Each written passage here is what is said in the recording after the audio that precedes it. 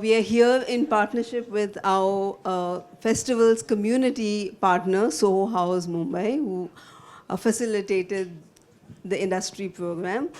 Well, the session today is, I think, the cliche term, love it or hate it, but you can't ignore it, kind of applies.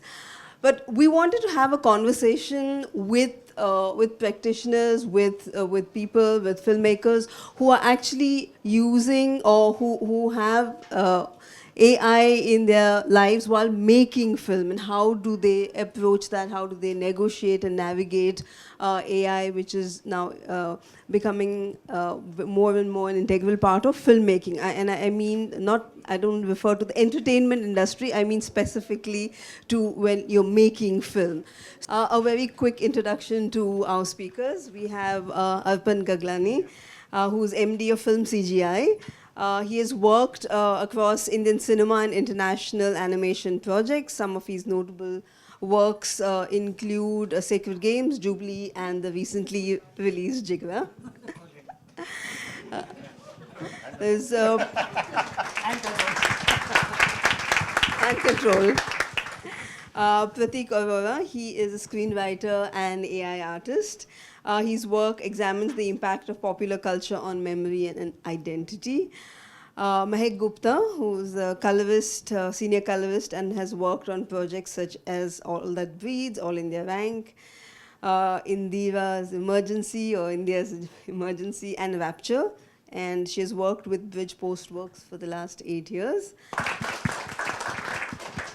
And Akshat Agrawal, he's the advocate at Sai Krishna and Associates, New Delhi.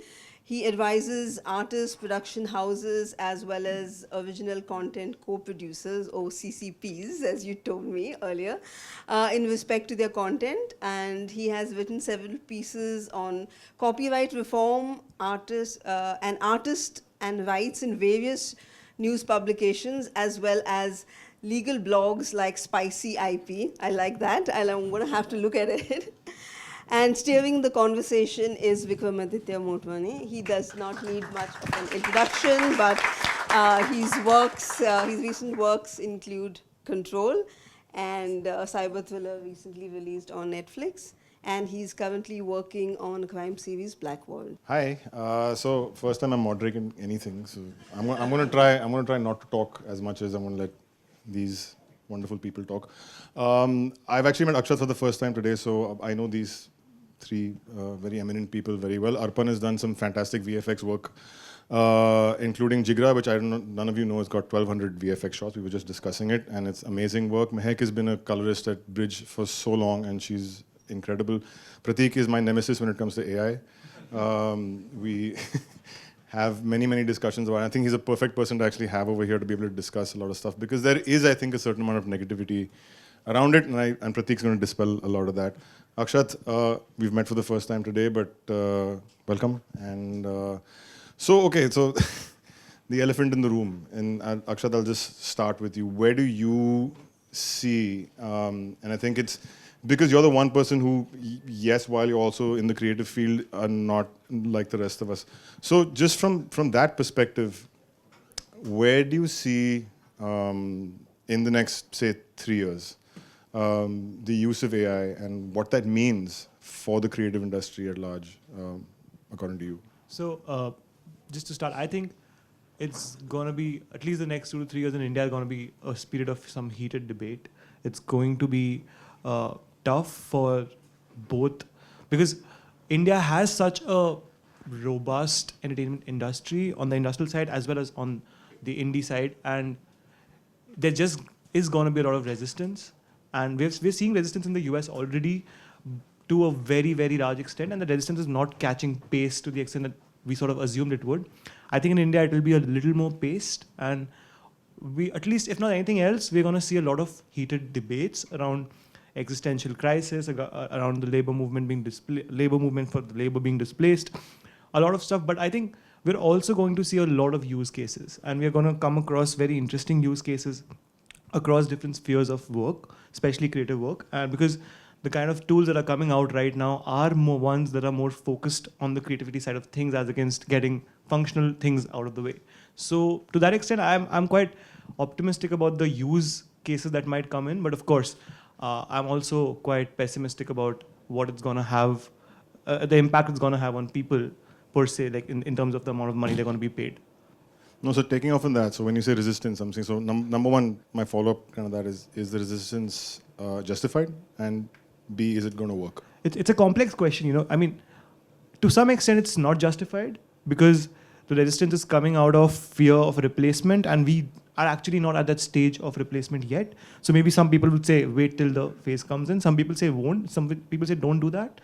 Just be aware of the kind of things that might happen in the future and sort of prepare accordingly. But I also think that to an extent, the power that comes with a few people holding control towards the tools that that everyone's going to be using is concerning. It's very, very concerning, and it's concern of different kinds of laws, and it's just that the way you can enforce them is a little tough. So it's a complicated question. I don't know the answer today, but I think I'll be more optimistic.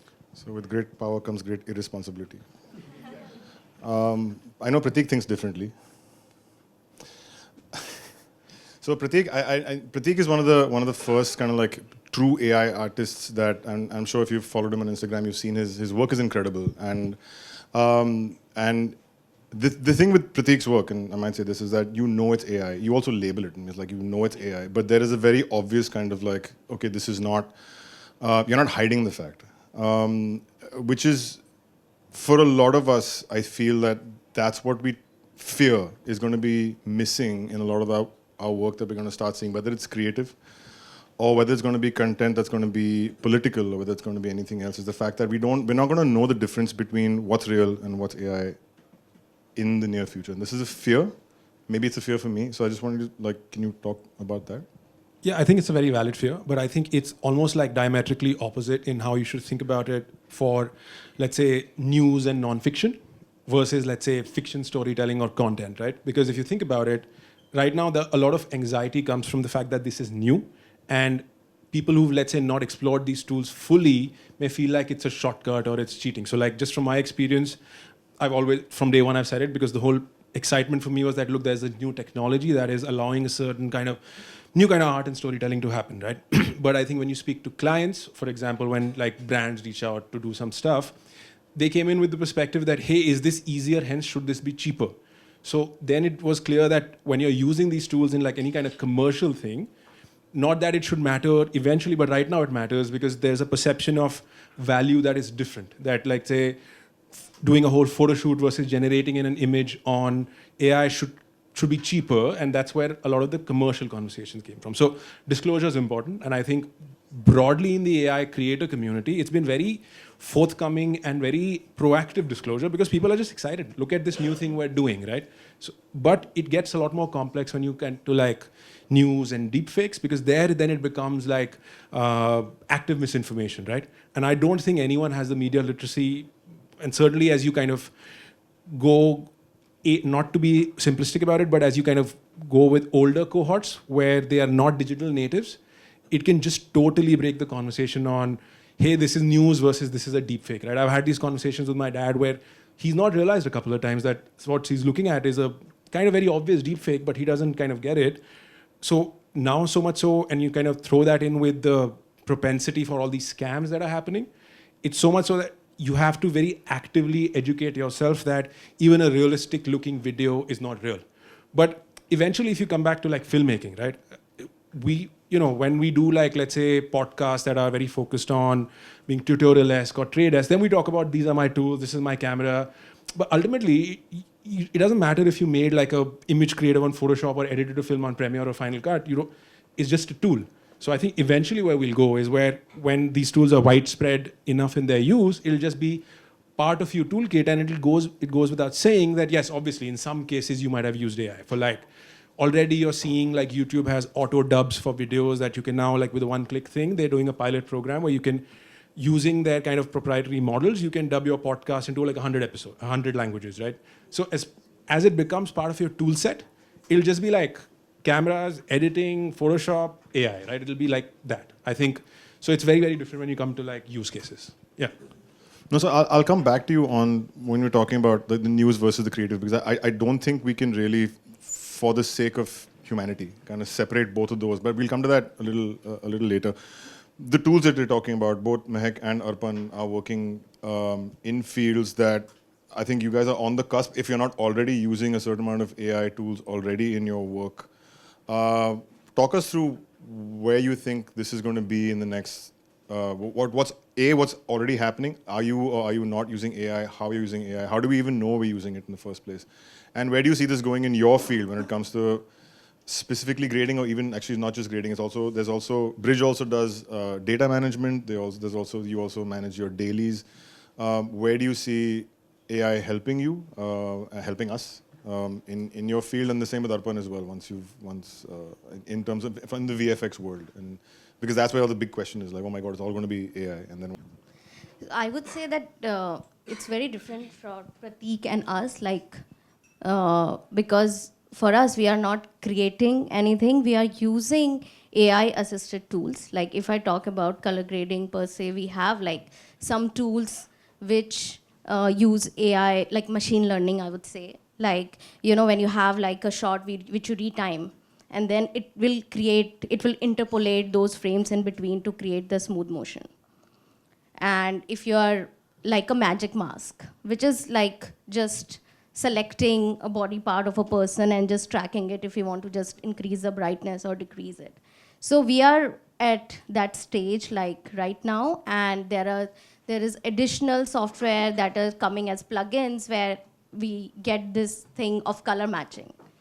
It's not creating the look. So there is this fear that the AI tools are gonna replace a colorist and they're gonna create their own looks. So I think it's a little far off right now, but it's a very initial stage of color matching. So you have your look that you have created, like a show art, and then you give it a reference image. Okay, this is the reference for the scene, and then match this scene to this shot. So it's basically at a very initial stage. You still need to do all the hard work, all the secondaries and everything. It may give you like a initial matching base, I would say.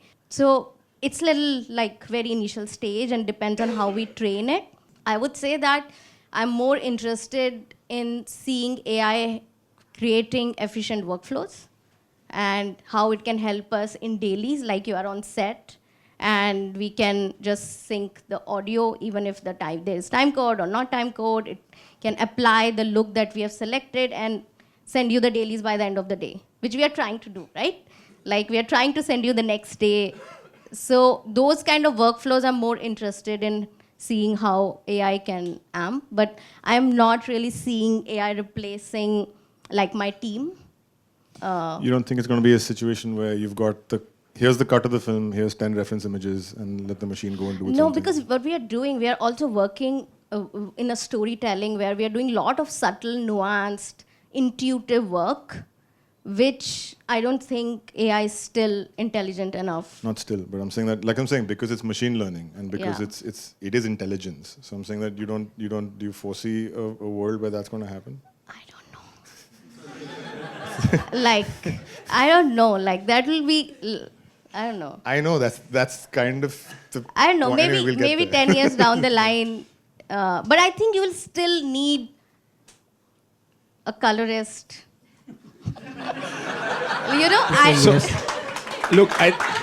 See. You're right.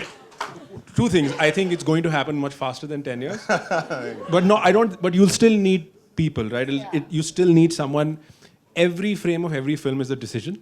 And even if you've got a tool that automates some of the process, you're not outsourcing the creative decision. And that's always been the heart of anything from the first cave paintings, right? Like the decision comes from the human. The technology around making that decision always evolves. So I think you're right. There will always be a human in the loop that way. But it's going to happen faster than 10 years. Arpan? Yeah, so for VFX, so we all know that, VFX, in fact, I was just speaking with my colleagues, and it's a big discussion point in our studio every day almost, like for VFX. And just last year we thought that, it will take minimum 3 to 4 years before it lands a show. Today I feel like, it's going to be next year. So the way it is evolving, it's insane.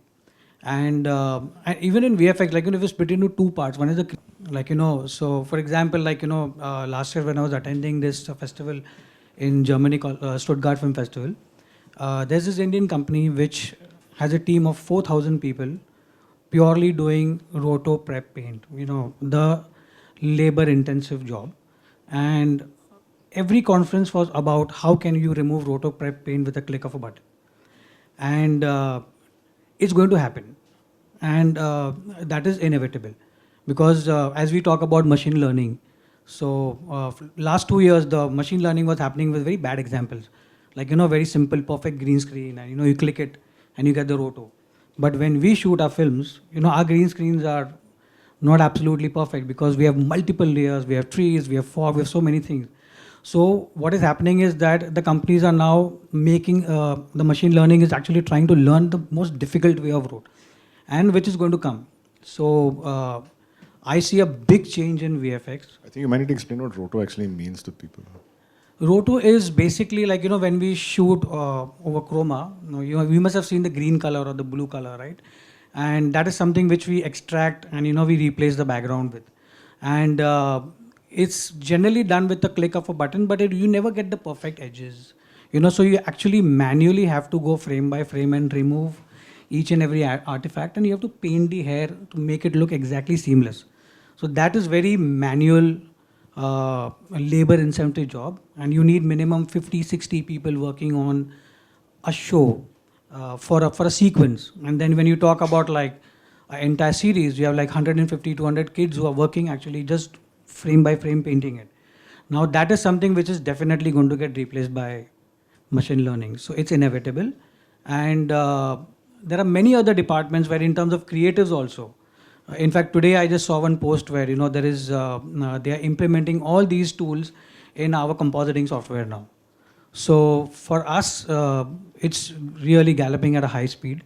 What I thought is going to take 3-4 years, I feel that it's going to be sooner than, like, even 3-4, like maybe next year is going to be a wave of change. So I'm guessing efficiency is the number one benefit, as the way we sort of see it in AI within the entire thing. What other benefits are you seeing besides efficiency? I'm saying besides the fact that yes, okay, it's going to help take care of the roto issue or anything that's labor intensive or computing intensive. You do that. Where do you see the other benefits of AI coming into your work at this time? I, as of now, see more in this labor intensive work only. For creatives, because every film has its own challenge. And honestly, if I have to work on my next film, I'm still clueless how I'm going to make it. So the AI will also not understand because it cannot think ahead of me. So when you come with a new challenge, I will also have to think something completely new. So whatever has been done, it can learn from that. So technically, if you see in terms of labor intensive work, yes, but I don't see much of creative. For example, like you must have seen this Amazon series which we had the Ghoul character, the game.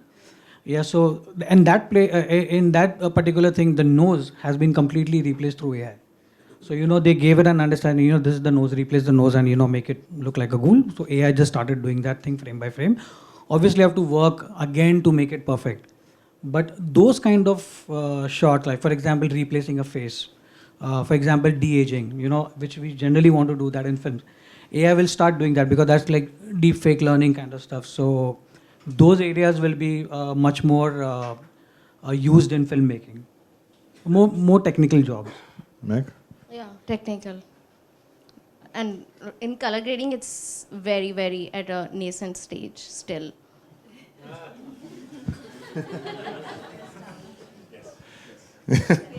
Prateek? I think that's very interesting, but because we're all coming at it from film and cinema as we understand it today, but maybe not what it might look like in 2 through 5 years. I think what I would differ on is that there's two parts to it. One is how AI tools are already affecting current ways of working, workflows, plugins. Adobe did their conference last week, so they've announced a bunch of things in Premiere Pro and Photoshop, which, I don't know if you saw this really weird and interesting tool called Generative Extend, where you've got, you extend your clip and it'll generate 2 seconds based on, it's not perfect at all, but, if you've kind of couldn't get the shot or the light change, etc., it's a very nifty tool. But that's all almost like a very patchwork way of thinking, right? What's more interesting to me, which is I would feel like is also both the challenge to current ways of working, but also exciting if you're a creator, is a purely native generative workflow where we're talking about, you're bringing in like color grades and rotos and all, but what happens when you're starting with a generative workflow, even for clips, right? When you're first way into things, and I'm not trying to be alarmist here, but there will be a very significant portion of storytellers, and I don't know if you can call them filmmakers, I think it's all good, you should call them filmmakers, who probably will never use a camera, right? Who will generate their entire visual narrative. And when you're starting like that, then the workflow will be very different. You'll still need to edit, right? But I don't know if like VFX or color grades or any of that will work in the way that they work today, because maybe you will be able to go back to your source workflow and tweak it at the generated level, right? It's like how, let me give you an example from image making, right? So why my work got a little bit of attention was that it was kind of photoreal, photographic. And the initial days I got all of these queries from models who were like, sir, can we shoot with you? And I had to tell them, unfortunately, none of these are like photographs, right? What broke the mold a little bit was there were very real photorealistic images that looked heavily produced, and you could not 2 years ago achieve them without a very massive VFX and production budget, right? So, and I think that's generally why AI images became so viral and meme-like, because you were seeing kind of impossible things being done over and over again very quickly. Now, if you extend that to, and that's completely changed advertising, photography, and any kind of production. If anyone here works in that side, you know that, right? And I'm speaking to someone right now. The default decision now is that do we shoot this or do we generate this and then we work on this and bring in our specific assets, right? Now, if you extend that to filmmaking, you will have a whole generation of filmmakers who will start with a generative workflow, right? It will allow for it's a completely different paradigm, and I know it sounds alarming, but I don't think it is.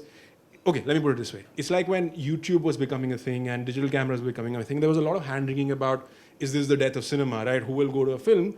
And that's been a trend since every innovation in technology of storytelling, right? What actually happened, though, was some of that tech made existing filmmaking processes better, cheaper, faster. We all use digital tech in various ways, but it also spawned this alternative creative ecosystem of YouTubers. The first early YouTube videos look nothing like Mr. Beast, right? Because in the early days, you're always trying to emulate what the medium is then. People were trying to make short films, but ultimately YouTube soared when people figured out what it is uniquely good for and what you can make at the budget that can be supported by YouTube models. So vlogs, so like, roast comedy, all of that. None of that was a big thing before YouTube. With the generative age, I feel like there will be lots of genres that will be great for it. Horror, sci-fi, fantasy, where you're constrained, where younger filmmakers have so far been constrained by budget, but it's not going to replace the feeling you have or the attachment you have with the film you watch at a festival, because it's not about watching moving pixels on a screen. It's about, with Control, it's about, hey, a filmmaker we really admire has made this really interesting film, and it's got this cast that's interesting, and Ananya's playing a role which is very interesting, and it's kind of her kind of role. So you bring in a lot of associations with the people making that thing, right? So it becomes, to me, and I think that's why I'm somewhat optimistic about it, it's a new ecosystem. We've already seen that in art and images. I think we're on the brink of that becoming the case for visual storytelling or filmmaking. That will add on to current cinema. Will that affect the current industry? Yes, because even though stories are infinite, attention is finite, right? Already YouTube is eating into a lot of time of watching films, going to festivals, watching Netflix. So that's the question, that if you're a young filmmaker, should you be paying attention to that? Absolutely, because your audiences will be paying attention to that. And I think that's my kind of like slightly different take about the whole thing, yeah. So here's the thing, and yes, YouTube, when it came to, YouTube versus the cinema, or streaming versus the cinema, and we can take this discussion all the way back to the Industrial Revolution, and it goes all the way back to machines kind of taking over human beings and cars taking over horses. It every single time, and if I can be film industry specific, is whether it's digital over celluloid, whether it's VFX over actual matte painting on plates, on glass, which is going to be in front of the camera, or whether it's, as we've discussed, whether it's photography over painting, whether it's any of that kind of stuff. There's always been a sense of it being a gradual process that happens. It's happened in the music industry, within the film industry as well. Once upon a time, you needed to have 60 violinists sitting in a room and playing together, and all those guys would get paid a certain amount of money per day. Today, that same thing is replaced by a keyboard. And those violinists and those trumpeters and people then were slowly out of a job, right? And it's gradual. And as an industry, generally, there is a sense of that we have zero responsibility when it comes to the welfare of our people in general. This is a problem. This is India. This happens. It's probably true in the world as well. When there's capitalist forces at play, everything is always about the bottom line. And my worry, and this is where my sort of slightly lefty commie side kind of comes in, is when it's going to be across multiple industries at the same time, is there a fear of it falling off a cliff? In the sense of like, because if you got Sora, for example, being able to kind of create production design, what happens to your carpenters? What happens to your artists? If you're talking about whether in the VFX world where you don't need X amount of people. So, and as all of you all are saying, we're all being very cautiously optimistic about it, but we're also saying, yes, this could happen very quickly. And my question then becomes, what then? Because when it comes to the fact of like a studio saying, you know what, I know this can be done for 60% of what the cost is going to be if you start using AI tools. And then what happens? And then when it becomes an industry norm, because we're very quick to adopt. And once we adopt, there's no going back. No one shoots film in India anymore because, we've adopted it, because it's cheaper. So I have two things to say over here. So there are two aspects to what you're saying. The first is the monetary aspect, the economic compensation aspect for the people who are supposedly going to get replaced after a couple of years or 3 years or whenever this whole revolution happens in the creative field. And the second is the impact on the intrinsic value of creativity that a person associates because of the use of AI, so that might diminish as well, right? The solutions, at least on the regulatory front, are something somewhat very different and somewhat actually inspired by the left movement, which is not to disrupt the technology coming in or to, sort of take away its essence. Because, for example, when YouTube, we're talking about YouTube, right? When user-generated content came, there were multiple people who had entry barriers in terms of costs of production get over it because of the ability of easy distribution as well as easy production, right? Through a model which was internet-oriented and decentralized sort of distribution mechanism, right? Similarly, with Gen AI coming into the picture, there are going to be certain nuanced ways of creating that a person would not have been able to do without certain qualifications, without paying certain amount of money to sort of cross that entry barrier, which they now will be able to do, right? And get their work out there, they get their creative spirit out there in an easier manner with low sort of economic barriers. But at the same time, there are a lot of people, for example, you mentioned carpenters, or for example, people working in Germany. All of those people are gonna have a fear of economic sort of disenablement. The answer to that is not in disrupting technology, at least on the regulatory front, but rather in a completely different model of social provision. And that's what the debate is, right? The debate is back to the debate of the 1700s as to what should be the model of social enablement. Should it be person dependent on themselves through the forces of the market, or should it be, okay, we're gonna provide them the basics to be able to survive, and then you can go face the world head on. So long you don't have to worry about your health and education being sort of taken care of. So it's a very philosophical 1600s, 1700s debate that Karl Polanyi was sort of getting into, but we don't need to get into that. The point is, the answer is not disrupting technology. The answer is sort of facing it and sort of understanding that, okay, those people may not be able to sort of live on to that carpenter life, but they have other forums now available to them to sort of distribute their talent in an easier manner, which they did not have because of the entry barriers associated without technology in the first place. I think it's easier said than done. 100%. Because like I'm saying, it's and what we were probably discussing earlier, it's not just specific to one industry. It's like the film industry, and like any other industry. And I'm saying we're talking specific to the film industry. Many other industries are going to also start adopting AI for labor intensive. And this could be it's going to be across accounting, across manufacturing, across anything. This is going to happen. And the worry again ends up becoming is that what then? And that's where, so sticking to, my question becomes sticking to the film industry. Do you feel there needs to be a certain amount of gatekeeping or a certain amount of just like, it's sort of like creating steps as opposed to like having a waterfall? My thing is that like. For sure. It's not a one, there has to be some amount of regulation to sort of ensure that people are phased into this phase in the first place, as against just allowed to jump into it, because it's a lot of displacement at the same time happening, right? There are a lot of support. It requires a lot of support from parts of the industry, which is going to sort of be dependent on this kind of technology coming in from the beginning. The answer is not to let the technology fade away. The answer is to let it phase in a manner. But then, there's also a fear with that. The fear with that is that other parts of the world are maybe faster at that because of their state of development. It's just easier for them to do it faster. So you're going to get outcompeted by them. So then what do? Which is the worry with the US studios as well, right? While Right. they've already put in framework for with the writers and the actors about AI not being able to sort of like do it, but everybody's worry ends up becoming the fact that tomorrow when that next great YouTuber goes out and makes one amazing kick-ass video using AI tools, how much longer can you keep the dam closed? The dam is going to burst at some point of time. It is going to open up, and then sorry. So that, and then you want to say something? Yeah, I feel like there are two things that happen when something becomes so accessible. Like, again, I remember the early days of Facebook, and was also the time when smartphones with really capable cameras were picking up, and there was all this fear of photography is dead, right? Who will ever hire a photographer? Paradoxically, what happened was that because photographs became such a central part of our culture, every kind of photographer probably had more work than they ever did because photos became important to us as a culture.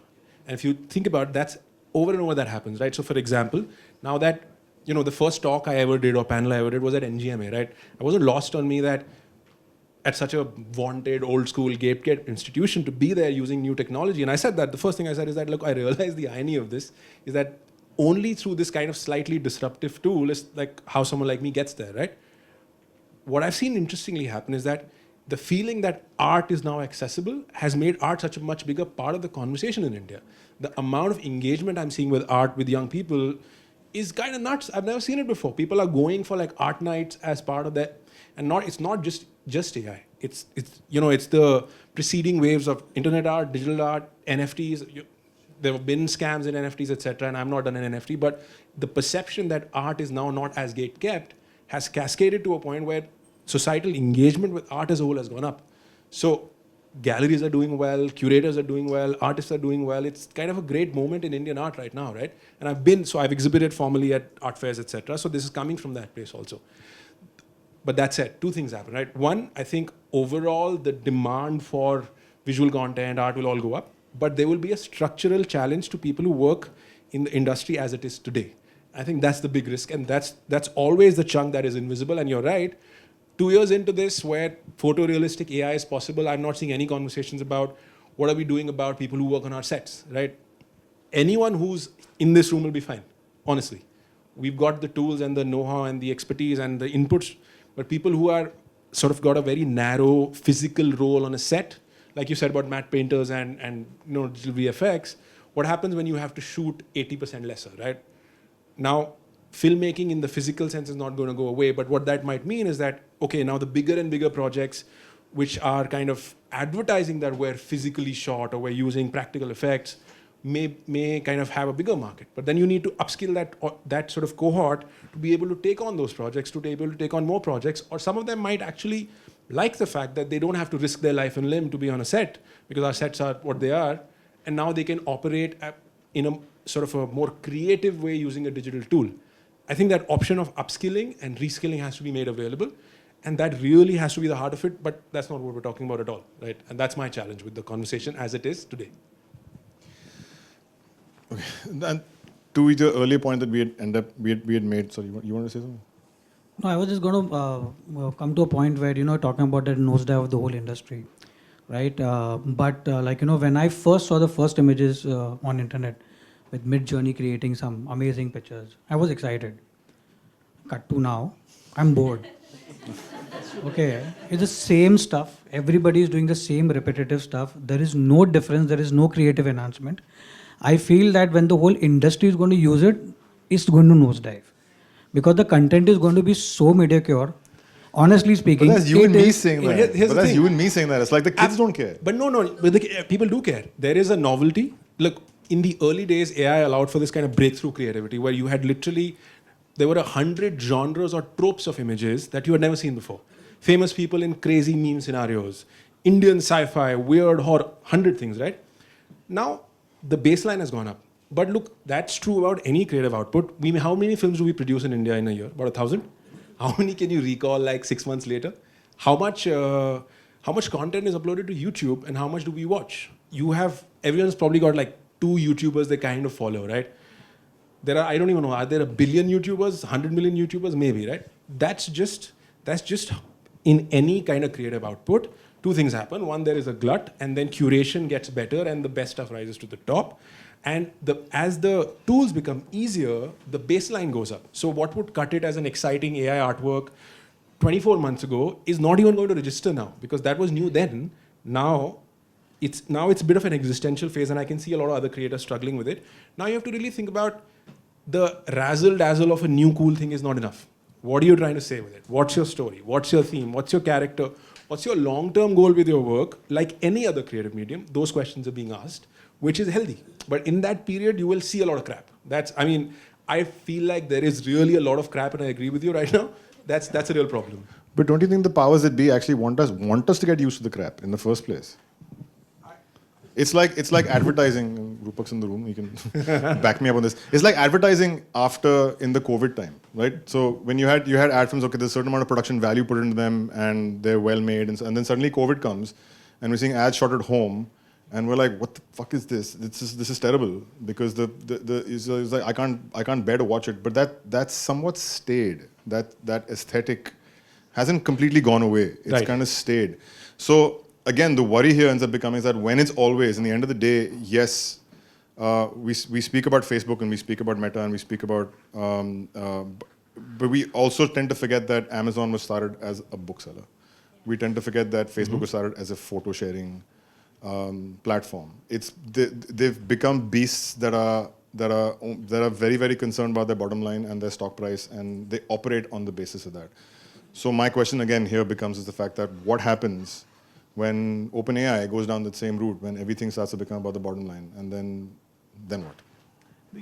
I think Prateek has a very interesting point, because that's the difference between patterned creativity and disruptive creativity, right? I mean, every generative AI output, unless there's a human touch to it post the generation of the output, will obviously be based on a pattern. It's nothing but a predictive model, right? It's just predicting what comes next basis whatever it has been exposed to. So it's like a human can only expose itself to a few kind of things and then sort of take in that much information and put it out. And AI can do it at a much larger scale. That's the only difference, right? So it's always going to be patterned creativity, and that monotony will come post a time, unless that fine-tuning comes at the back end, post the output is generated. Which is, I think, concerning, because that's where you lose out the disruptive creativity, breakthrough creativity, as like what he said, coming into the picture. And I think we're going to see that. We're going to see more monotony, I feel. But maybe as the data sets increase, as more people start inputting, contributing to data sets, I think it might just change. But I don't think that's specific to AI. Like, we're in the era of like industrial grade constant content bombardment driven to you by algorithms, right? You can say that about 99% of reels. You can say that about 99% of vlogs. You can say that about 99% of music on Spotify, that once someone identifies a cool new thing, then the whole world goes to like mimic it, right? That's actually a challenge with distribution and not really creation. And monotony sets in when people stop making an effort, right? These are predictive models, but they're not sentient as of now. They're not actually, this is not Terminator 2 yet. They're not alive. They're not making decisions unless you ask them to make that decisions, right? So I think ultimately, if right now the AI output is feeling stale, and I agree with you, a lot of it is, that's because people have kind of gotten slightly lazy with the early days of engagement and, oh, I got 10,000 likes for a basic image, now I'm going to just make that for 2 years, right? But that's true of any content being made anywhere, including especially on the internet, right? AI is just one more tool, like a camera is a tool, or like Photoshop is a tool. I think that's about it. Which is why prompting has become an industry. Now there are prompt schools coming up. People are sort of teaching how to prompt and how to get into sort of prompting in an interesting manner to generate some disruptive output. Hi, my name is Sandeep. मेरा question ये रहेगा कि I think जो हम insecured हो रहे हैं इन journal, मुझे लगता है कि वो नहीं होना चाहिए. इट शुड बी लाइक कि वी शुड सेलिब्रेट, क्योंकि हम लोग वापस रूट पे जा रहे हैं. रूट क्या है? Story and idea. That is the main thing. अब एआई क्या कर रहा है? वो हमें एग्जीक्यूशन की पावर दे रहा है, डेमोक्रेटिकली सबको दे रहा है. तो जो आइडिया, जो स्टोरी रह जाती थी लोगों के अंदर, वो मुझे पता है काफ़ी साल तक मैंने बहुत से आइडिया सोचे हैं बट एग्जीक्यूट नहीं कर पाया. सम फाइनेंशियल कॉन्स्टेंट, सम नेटवर्किंग कॉन्स्टेंट. अब मुझे लगता है कि वो टाइम आ रहा है कि एक बंदा जो इंदौर में रहता है या रायपुर में रहता है, उसको ज़रूरत नहीं है कि वो कांटेक्ट करे कि बड़े कलरिस्ट से या बड़े सिनेमाटोग्राफर से. वो जो idea that can change the world है ना. Yes, I am not against anything, that is another advantage of that. But उसके बाद वो पावर जा रही है that can change the world. मुझे लगता है कि जो डेमोक्रेटाइज कर रहा है AI, वी शुड सेलिब्रेट. और जो इनसिक्योर हो रहे हैं एक्चुअली में उनको नहीं पता कि उनकी power, it's not about execution, it's about the power of idea जो बेसिकली AI लेके आ रहा है. तो इसके बारे में आप क्या कहना आपका चाहेंगे? सवाल है या आपका बस स्टेटमेंट? मैं यही पूछना चाहता हूँ कि इनसिक्योरिटी क्यों है इतना, मतलब क्यों इतना ज़्यादा इनसिक्योर हो रहे हैं? So, okay, my answer to that is that democracy was there 10 years ago when you had an iPhone also and a laptop. So that hasn't changed. From a filmmaking, storytelling perspective, वो था ना. तो AI hasn't changed anything from a democratic perspective of everybody having a cell phone in their pocket to go and make their short film. That doesn't change anything. Our discussion on AI is about replacement. That's where the concern is. So it's not about democracy. But also at that point in time, it's okay. Change is hard. Change is disorienting, and especially for this industry, it's been like a nightmare 5 years, right? You had COVID, you had strikes, you had all the models were changing. So I think at the least, even if you are using these tools, we should like sunna chahiye and we should be really empathetic because the concerns are real. People are very justifiably scared about their earning, right? Their livelihood. So sure, we should as a whole be optimistic, but we should not dismiss this. It's a very understandable fear and concern. Also, like just to answer your question, like in visual effects, basically there are guys who only learnt one way of working and they only know उनको उतना ही आता है. So and you know lot of times we were like कि ये नहीं तो यार VFX में जाके रोटो प्रेप सीख लो. उनके बाद में फिल्म मेकिंग का विजन नहीं है आपकी तरह, ठीक है. उनके पास में एक ही विजन है कि मुझे रोटो प्रेप करना है और अगले 10 साल तक मैं करने वाला हूँ. Now all of a sudden that's going to go away. So he is going to be stranded. And he is not even like qualified in term को डिग्री लेके आया हुआ है कि अभी और 4 चीज़ सीखेगा. उसके पास में नॉलेज नहीं है. वो आया हुआ, I spend time with them, you know, they are thinking power, they everything. So they are really clueless right now. So the whole point is that what we are talking about is that what is that transition period. If it comes too soon, what is he going to think in that see, because what everyone has done, they're getting secured jobs. सब लोग ने घर लिए हुए, EMI है, सब कुछ है. All of a sudden ऐसा यार मेरा काम नहीं है, you are let go. How is he going to pay his bill? What is the transition period? So yes, we do celebrate as an independent artist. I would love it because you know if I want to create something, I will be able to do it in a much easier way because I know I have the tools with me. But somebody who has not done that, what about him? So it's all about being empathetic towards that thought and I feel there should be some transition period and we as a country should look at it. Hi, my name is Nikki. This has been a very insightful discussion, so thank you to start off with. I do agree with a lot of things that were spoken. For instance, humans will always be in the loop, and I think AI will only work as good as the operator of like who's putting in the prompt and who's working on it. I have 2 questions. One is for you, Prateek sir, and one is for you, Vikram sir. So I come from a film school, right? I trained in acting for 2 rigorous years, and the first thing I got when I came to Bombay were ads with Bang Bang, actually. So advertising is something that I'm very excited about lately, and I happen to be working with a few clients in marketing. And they happen to be SF based and they are working with generative AI. So something that I have explored in the past few months, which is very new, is working with softwares like Runway ML or RenderNet or 11 Labs, you know. And it's scary what I can, as a novice who doesn't know anything about this. I went to an acting school. I went to FTI. And this was just basic prompts that I put in from a filmmaking perspective. Right now, they're very nascent. It's like a 10-second video that comes out of Runway ML, and that's probably the best software that we have out there right now, based on my, again, very cursory research. So, with respect to this question's for you, with respect to ad filmmaking, where big stars are not involved, where you're casting actors. What happens to actors when those videos end up becoming as realistic as they can be as humans? Because it's very close right now. It's very, very close. All I need to do is type in a prompt to say, I put in an image and I say, okay, I want a tracking of this woman and I want her to say this, this, this. Maybe one software will not give me the speech part, maybe RenderNet will give me that, but it'll sync it in voice. And I'm fucking scared for my job. I mean, I don't think, like once Runway ML starts creating content for 30 seconds, I'm done for. Bang Bang won't cast me again, you know? So I'm worried. So that's one thing. And the second question I have is for you, sir. So I watched Control. I loved it. It was a great film. I was wondering, why did you choose to have Apar Shakti Khurana do his whole... No, he's a great actor. But you can do that with an AI voice. Why did you have him do the whole thing? I mean, I saw videos of him in dub on social media. You could have afforded someone to do that through AI, 11 Labs, very simply. Why would you still cast him? You can answer. Okay, so I think you're right to be concerned, but not to be like fucking scared or terrified. Because look, I think what again you have to understand is that ultimately, whatever the pipeline in the middle, it's people telling stories to people, right? It is not the process of how that pixel is moving on the screen is secondary. It's about what it makes you feel, specifically to advertising. We have long gone from the day of where the casting of an ad is just a kind of impersonal spokesperson. That has not been the trend for a very long time. And I think celebrity as the conventional idea of the Bollywood celebrity being a spokesperson has been around for a while. But if you look at some of the highest impact viral ads over the last few years, sometimes they're like meme stars or social media personalities. Everyone is responding the most to ads that are more human than they've ever been.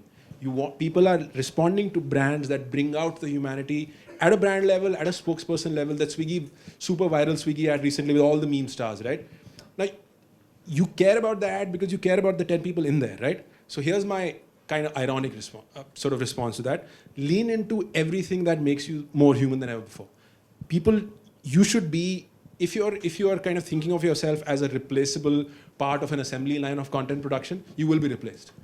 But we're people, right? We're not replaceable parts. So if you're, for example, like, you know, the cliched advice is you should be a little more active online, and people should associate you and your persona with certain things that they think are authentic to you and they make it feel, right? So when people are casting you in that ad, they're casting a living, breathing human being who brings something to it, not a spokesperson. And by the way, the technology to do very realistic AI avatars has now existed for 6 months, but we're not really seeing it in any ads, right? Because it just feels hollow. Because you need to associate something with the people you're seeing on screen. I don't agree at all, because you'll have a gimmick where you'll have one, 5 years ago there was Little Michaela and there was a bit of a flutter in LA that, is this the death of the influencer? Absolutely not. People respond to that as a gimmick. Hey, here's something that is generally human beings, where this is like an interesting technological experiment where a fake character is behaving like an influencer. The technology for that, by the way, has existed for a couple of years now, and with VFX and CGI has existed for like a long time, but it's really not, the top 10 influencers are all human beings, right? And I don't think that's changing. There will be certain use cases where it's, let's say, the short form Instagram reel ad where you have 10 seconds to pitch a product. There you may or may not care about the person, but more likely you will, because attention is so hard to come by now. You need people to respond immediately. So the better likelihood of that happening is when, hey, this is a meme star that I like, is funny or cool, versus an impersonal AI avatar, right? Lean into being human. That's kind of like, sounds very lofty, but that's true. Yeah. I can actually address that off. I can talk about it, but short answer being two things. One is legally, any AI model is based on a certain amount of learning that has been fed, and the thing is that no company was going to let me sort of like use AI, because you literally, like in the film, you have to sign off rights towards any of these companies to sort of like do it. So the legal was like, no, there's no way we can afford to do that, because it's very messy. And that's number two. The whole idea of the character we created was somebody who was spontaneous and responding, and honestly that could only be done by a human in that moment, which is why Apar was in the next room talking to her live as we... Thank you, guys. First of all, very, very interesting discussion. Honestly, lot to think about. I've not been able to make up my mind because both sides are super interesting. So I'm going to ask like sort of a middle path question, if there exists such a question. So my concern is, we talked about a lot that is changing, or the change that is imminent, but my concern is with what will not change ultimately. And that's so because our industry specifically is also very, very elitist. I'm speaking in English right now. We all speak one language, and therefore perhaps people in the room would be fine, as you said. But especially like in a country of India where we speak, say, more than, I don't know, 100 languages. In fact, and the threat is that AI is sold as democratic. A lot of people have that perception that it will make things more democratic.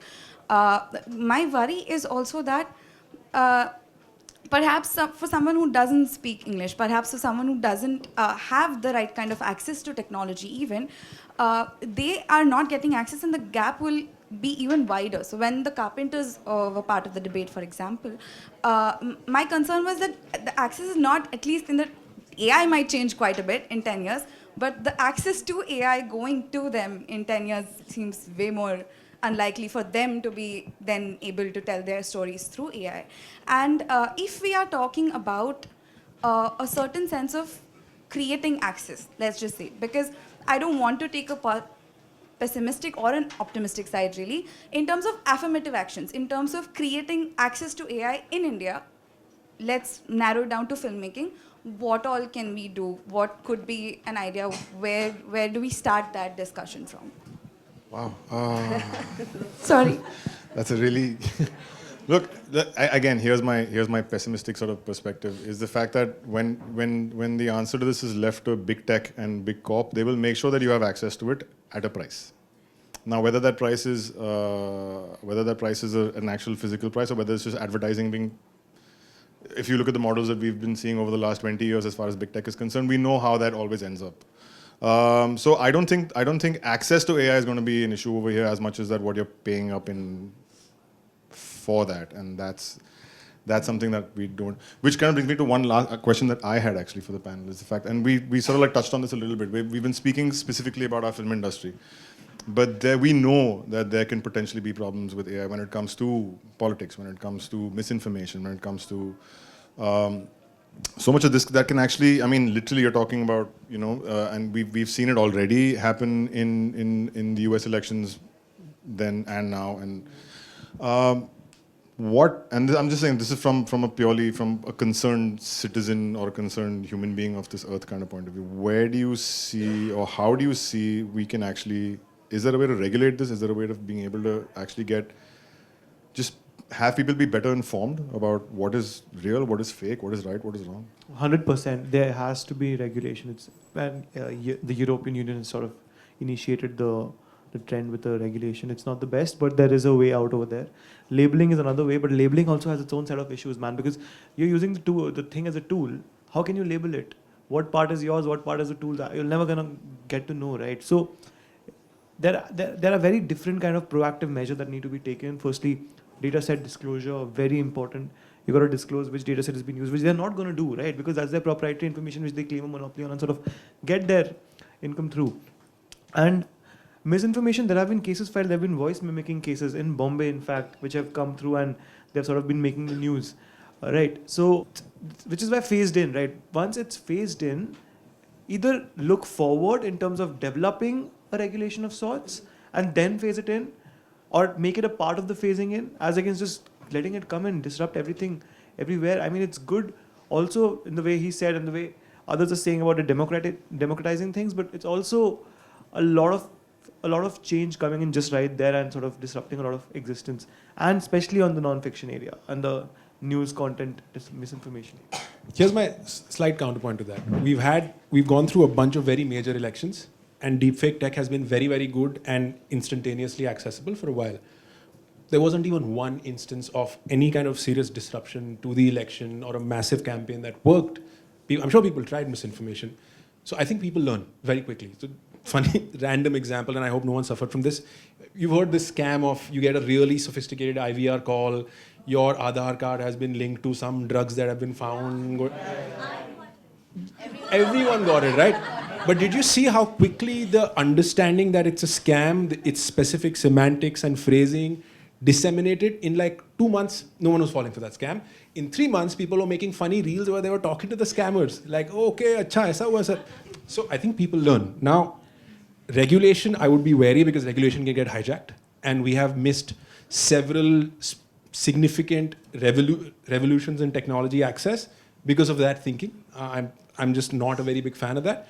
Of course, it's important and it has to be done with, if you get a good balance of stakeholders drafting that regulation, absolutely. But I think also the law separately has provisions to counter that. Maybe those provisions need to get sharpened and amplified.